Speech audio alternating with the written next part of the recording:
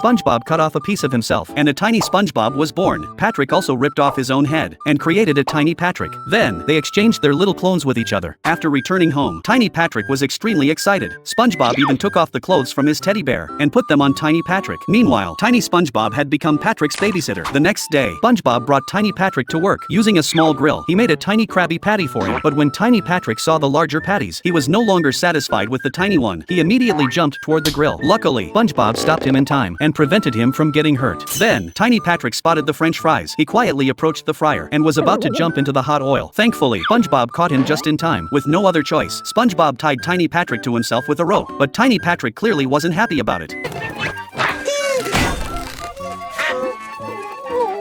Meanwhile, Patrick and tiny SpongeBob slept all the way until noon. After waking up, Patrick brought out a huge amount of food, but he had no intention of sharing any with poor tiny SpongeBob. After finishing his meal, he even made tiny SpongeBob help him move the couch. Just then, SpongeBob walked over. They simply greeted each other. However, it seemed like both little clones wanted to return to their original owners. To prevent tiny Patrick from getting hurt, SpongeBob placed him inside a fish tank and put several books on top. Meanwhile, when Patrick asked tiny SpongeBob to open a bottle, he noticed that one of his arms was missing, so Patrick decided to help tiny SpongeBob find his arm. He lifted up the couch and started searching everywhere. Oh, Patrick, what are you doing? This doesn't look like his arm at all. Got it! I'll fix you up in no time! That is new!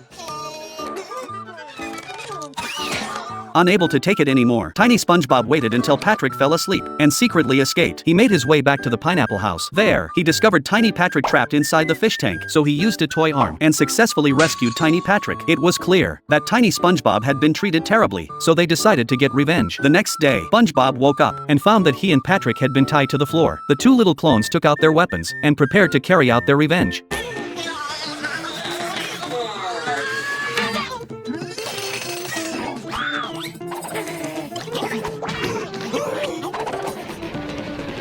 Soon, SpongeBob and Patrick paid the price for what they had done. At the same time, tiny SpongeBob started feeling hungry, so they decided one of them would cook, while the other would turn on the TV. But they were simply too small, couldn't complete either task. Seeing this, SpongeBob decided to help them. He immediately broke free from the ropes and escaped. Then, SpongeBob searched his house and gathered all kinds of tools. Soon, tiny pineapple house made for tiny SpongeBob was completed. Patrick also prepared a tiny rock house for tiny Patrick. It seemed like he actually cared about himself, but they still felt that something was missing. So, they began discussing their next plan.